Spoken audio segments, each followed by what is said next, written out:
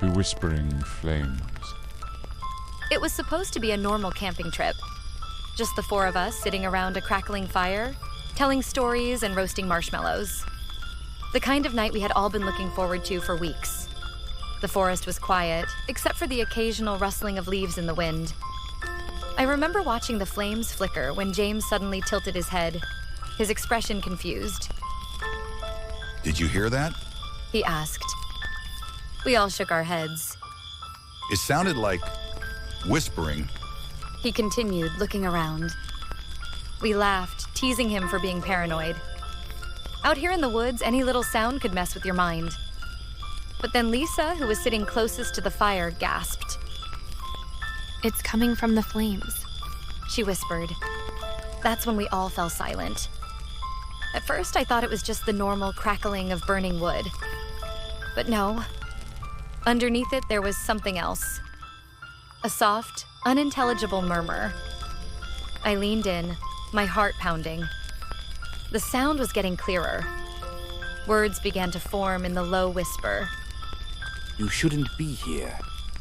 The fire suddenly roared higher, unnaturally bright.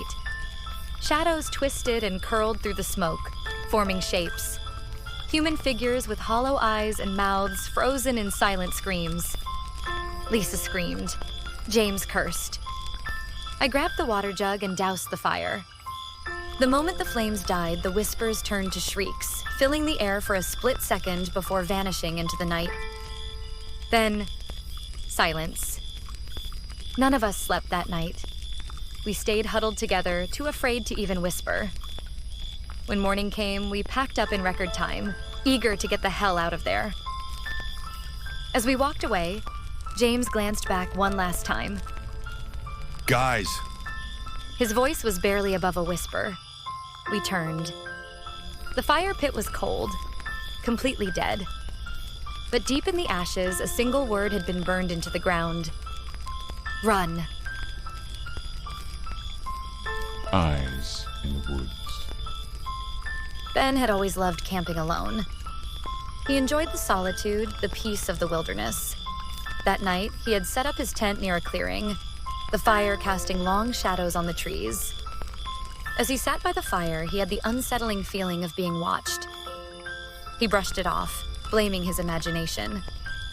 Then he saw them. Two glowing eyes reflecting the firelight from deep within the trees. Ben froze. They were too high to belong to an animal, yet they didn't move like human eyes either. He grabbed his flashlight and shone it toward the trees. Nothing. Just empty branches swaying in the wind. Relieved, he turned back to the fire, only to see a pair of eyes staring at him from the other side of the clearing. Closer this time. He stood up, his heartbeat pounding in his ears. Then more eyes appeared. Dozens of them, surrounding his campsite, motionless, unblinking. His breath hitched. The fire dimmed slightly, as if being drained of its energy. Then, in perfect unison, the eyes blinked, and they started moving closer. Ben didn't wait to see what they belonged to. He grabbed his bag and ran, leaving his tent and fire behind. The next morning, rangers found his campsite. Everything was untouched, except for a ring of scorched footprints encircling the fire. The forest that never ends. We set off early in the morning, excited for a weekend in the woods. The air was crisp, scented with pine and damp earth. The trails were clear, the trees tall and steady, the sunlight filtering in just right. It felt perfect. By late afternoon, we decided to head back. That's when things started to go wrong. Are we lost? Emily asked, checking her phone. She held it higher, as if that would change the fact that there was no signal. No way. Josh said. We followed the markers exactly. He was right. The trail signs were still there, painted on the trees, but something felt off. We kept walking, retracing our steps. 10 minutes passed. Then 20. Then 30. Somehow, we always ended up in the same clearing. This isn't possible. Josh muttered. Emily hugged herself as the sun sank lower, casting the forest in eerie orange light. The trees no longer looked peaceful. They felt like they were watching. Everything was silent. Too silent. Then we saw it. Our own campfire. How is this here? Emily whispered. No one answered. Everything was exactly as we left it. The fire still burned. The logs around it were still warm. But something was wrong. Our bags were there, neatly placed beside the fire. But weren't we carrying them? The flames stirred as a breeze passed through. Then, from the other side of the fire, a voice spoke. You're not supposed to leave. We spun around. Nothing. Emily gasped. Josh swore. My chest tightened.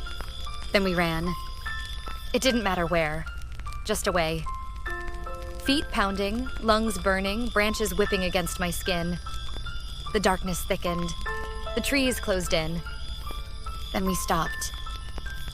Not because we wanted to. Not because we were safe. But because the campfire was in front of us again. Emily let out a strangled sob. Josh shook his head. No, I whispered. No, no, no. The fire crackled, the voice whispered. And from the trees, something moved. Not the wind, not an animal. Something else. Software rhythmic. Like laughter. The forest wasn't letting us go.